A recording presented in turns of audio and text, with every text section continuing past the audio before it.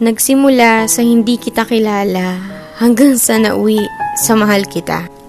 Parang kailan lang pa-scroll-scroll ka pa sa social media, lalo na pag boring ka. Yung tipong tamang like at shared post lang pinagkakalibangan mo. Wala ka naman sanang planong pumasok sa relasyon, pero biglang isang iglap may dumating sa buhay mo para mahalin ka.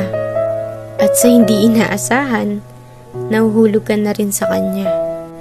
Hanggang isang araw, yung akala mo magiging mag-isa, pero hindi pala, kasi may taong tatanggap sa'yo ng buo. Ang sarap nga naman magmahal pag mas mahal ka. Ang sarap makontento pag mas kontento sa'yo. Hahanap ka pa ba ng iba kung sobra-sobra na siya? Kaya nga sana wala na lang niloloko, para wala na lang nasasaktan. Sana mapadpad kayo sa taong kayang pakalmahin puso nyo at hindi kayo bitawan sa mga panahong magulo na.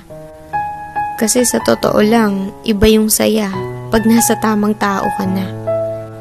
Yung tipong kahit hindi mo siya palaging kasama o nakikita, alam mo hindi niya magagawang ipagpalit ka sa iba.